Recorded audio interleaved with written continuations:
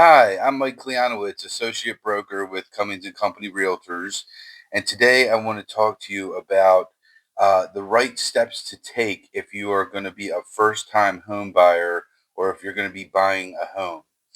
The first and most important step is to find a real estate agent.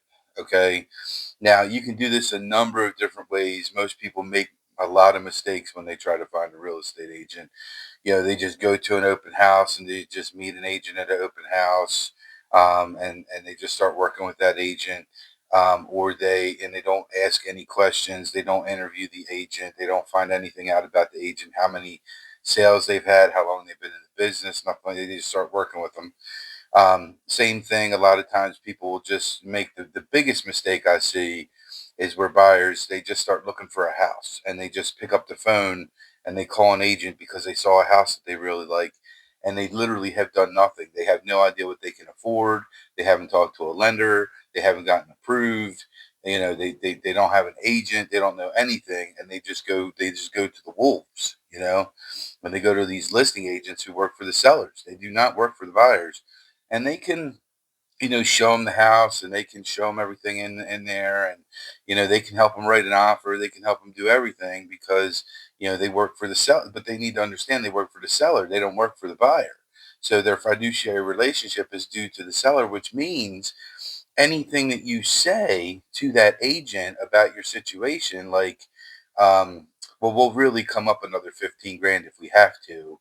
Well, if you tell the agent that, then the agent's obligated to tell their seller that. So it really is in your best interest to have your own real estate agent work for you and represent you. A lot of people are under the impression that they have to pay their real estate agent this commission because of the new lawsuits that came out. And they think, well, I don't have all this money to be able to pay a real estate agent and all this stuff. Well, that's not necessarily true, because how it works is when we present an offer now, we also present an offer in the offer how much the seller is willing to pay your real estate agent's commission too. So most of the time, the seller is still paying the real estate agent's commission. So you still get an agent to work for you at no commission expense on your part most of the time. Okay. Now, what happens? The first thing you need to do, okay, before you do anything, is you need to find an agent. You know, maybe you ask some friends, maybe you ask some family for some recommendations and referrals, or maybe you see a agent's particular name with signs and they're the one that lists all the properties in the area that you're looking in. Maybe you pick up the phone and call them. But it's important to understand there's two different types of agents. There's agents out there who have what's called teams, and there's agents out there who are just independent agents. Myself, I'm an independent agent. I do not have a team.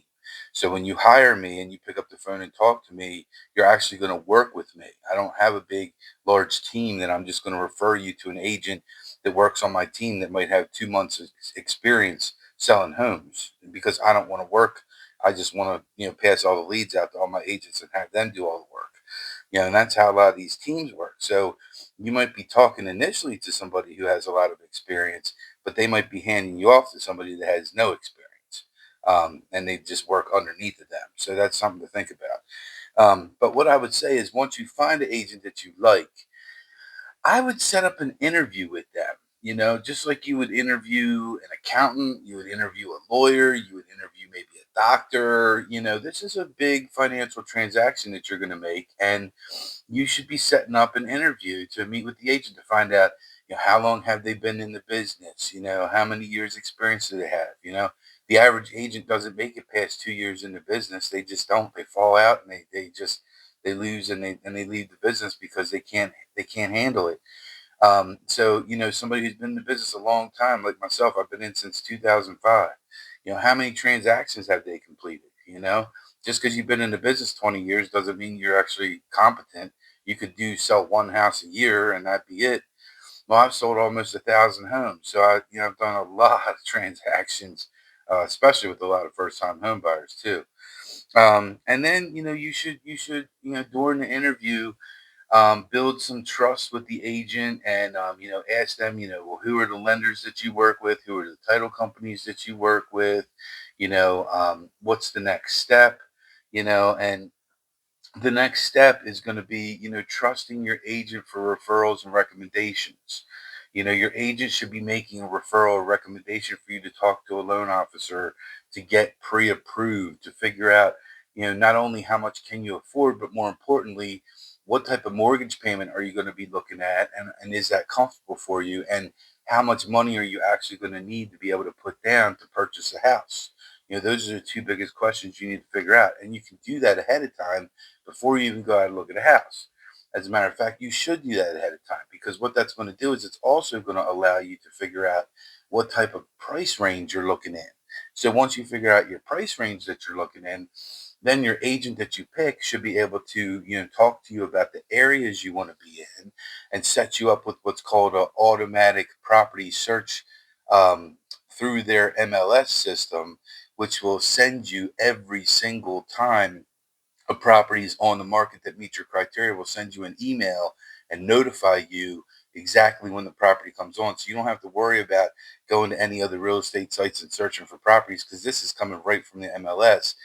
And it's also, agents also have access to what's called coming soon properties. So you can watch properties that are coming soon that aren't listed yet. So you can kind of gauge what's coming on the market and kind of watch them and be ready to jump on them as soon as they get listed, so you don't miss out on any opportunities. So the agent should be able to do that for you too. And, then the next step is going to be going out and actually finding a house to purchase, with your agent, where you actually make the appointments. You go out, you look at the properties together, you find a nice property, and then, you make your offer to purchase, and then everything else starts from there. You have your home inspections, you have your loan application, you have, the appraisal gets completed, you have more negotiations from the home inspection, you have the title company gets involved. So there's a lot more stuff that gets involved in the transaction. But during your consultation with the agent, they should be able to go through a nice smooth process from you from beginning all the way to the end. So that way you don't have all these questions floating around in your head when when you're looking at properties. And instead, when you're looking at properties, you can actually focus on finding the right property for you. You know, so if this sounds, like a good plan for you and what you like to do, this is how I run my business. I always do a consultation. I always go through the process. I always make people feel comfortable, with me, with working with me as a first time home buyer or any buyer. Whether you're selling for some other reason, you're selling a house, you need to downsize, you need to upsize, whatever. This is how I work. So if you're interested, just give me a call. My cell 410-236-3331, or shoot me a text, and I'm happy to work with you in your situation and help you out. Take care and have a nice day.